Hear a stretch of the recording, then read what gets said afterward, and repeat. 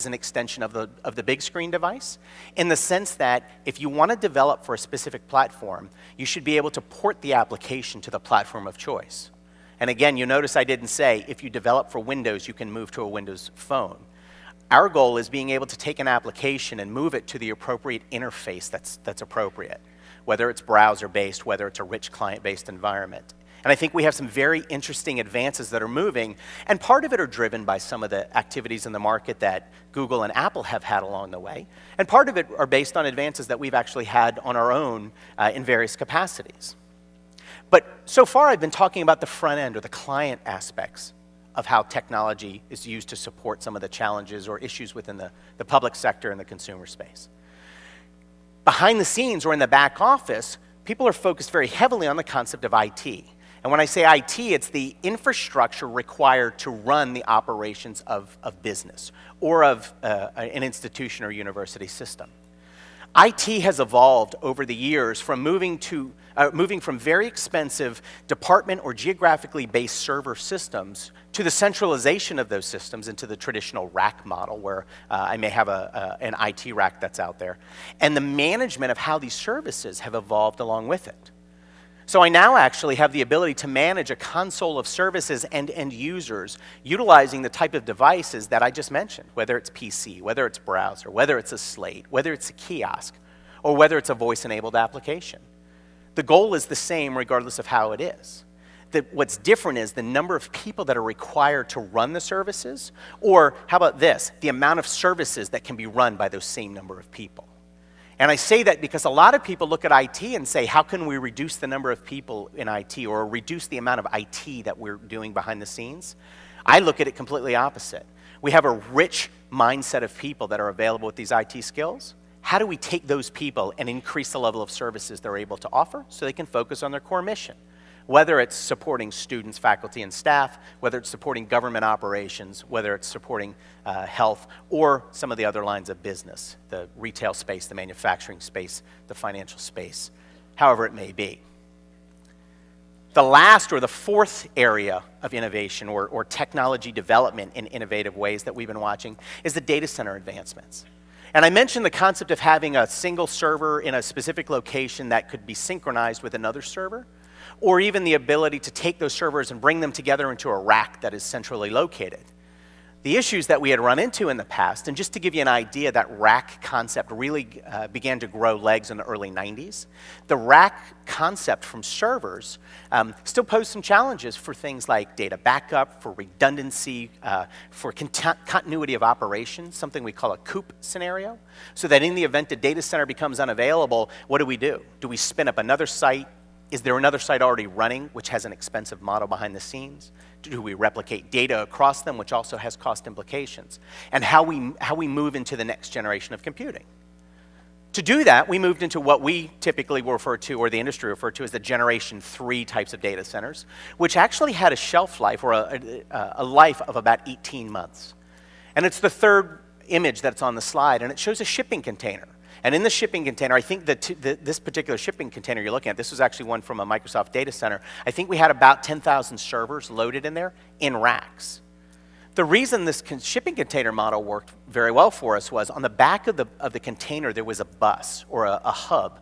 And what would happen is a gantry crane would lift the crate off of a ship, or a helicopter could actually pick it up from hooks, deliver it to where it needed to be loaded, put usually onto a truck flatbed, driven somewhere, offloaded into a data center environment. And when I say data center environment, I'm talking about a concrete pad that was sitting outside somewhere. And that container was completely sealed off. It had some air vents underneath it, so it actually didn't get water coming in the top. But it had air vents under it, and it used cooling systems that were built in with local power, local network capacity, and instantly I had the capacity to run on 10,000 more servers. It was a very interesting model. But the issue we ran into was to keep the servers in there cool was the same cost or the same issue we ran into in data centers. Massive amounts of cooling, which actually required massive amounts of power. Well, this still didn't provide an economical model for us, because if we wanted to deploy a truly redundant type of a system, and this was when we began to move into the models of cloud computing, we would have to have multiple containers in multiple geographic locations, preferably in different countries. Well, the issue with replicating the data back and forth between them and the cooling powers that were out there, the IT cost, the management cost, the data center costs were typically higher than they were when we were running it in the traditional data center models.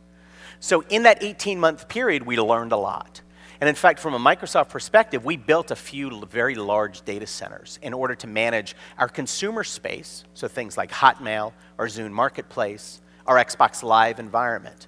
And we use these data centers to actually manage those types of services.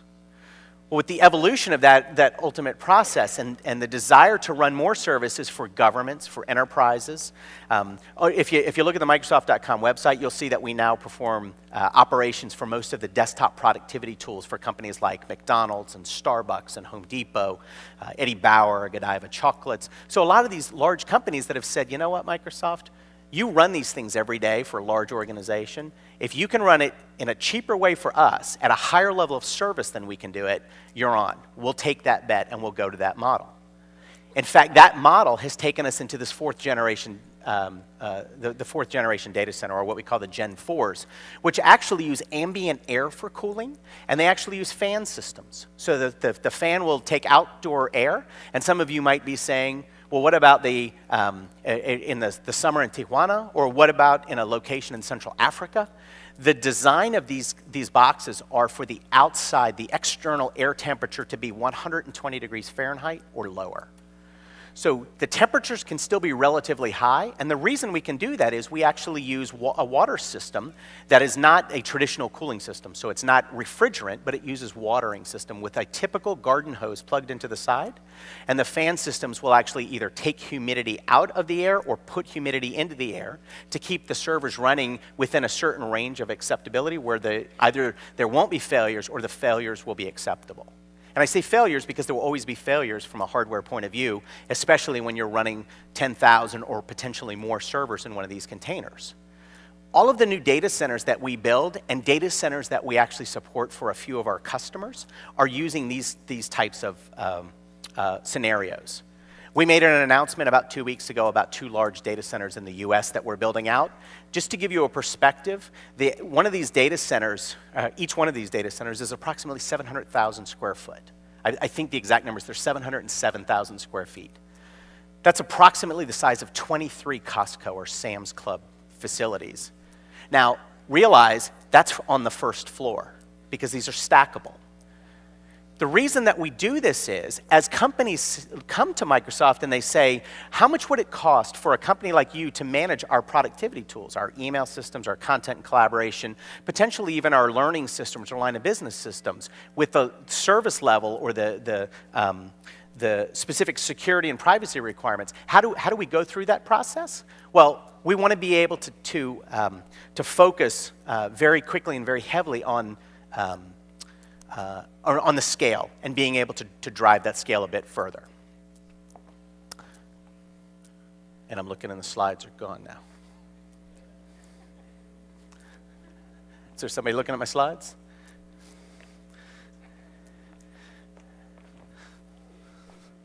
Almost. Oh, I got a bald spot too. Don't tell my wife. All right, so we'll wait for the down monitors to come back. I can actually see backstage that the slides are there, but somebody will address the down monitor so I can see my slides again.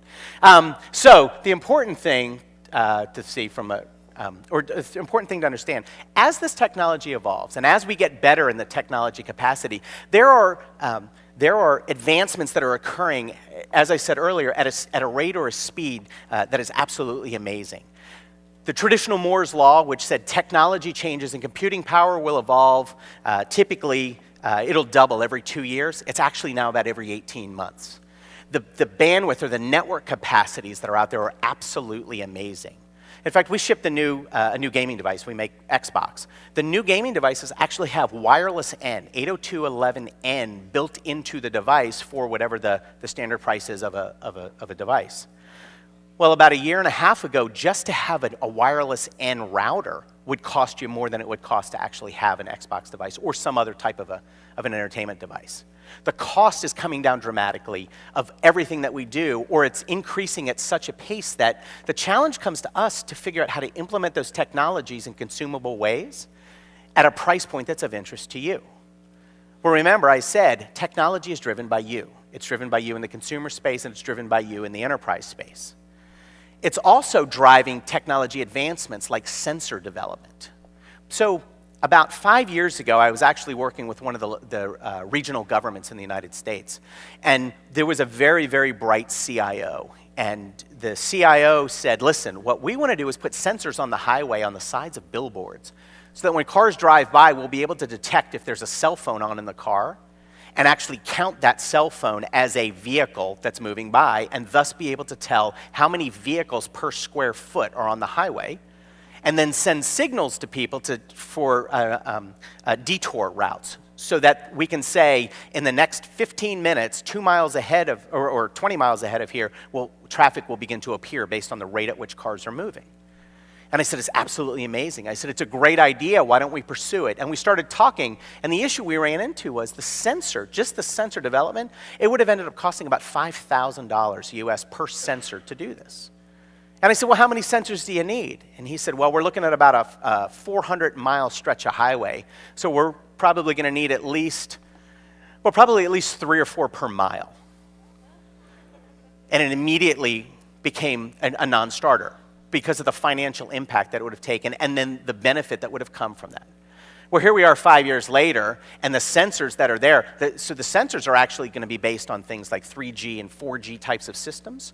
And all of these types of services are now being enabled because no real sensors are being needed. It's based on the triangulation of the towers, of the cell phone towers that are there, that are already there. Every mobile device you have already has a sensor built in. The question becomes, how do governments and organizations use that data responsibly to support the citizens, the consumers, the students, and the enterprises? So there's a lot of discussion on how this works.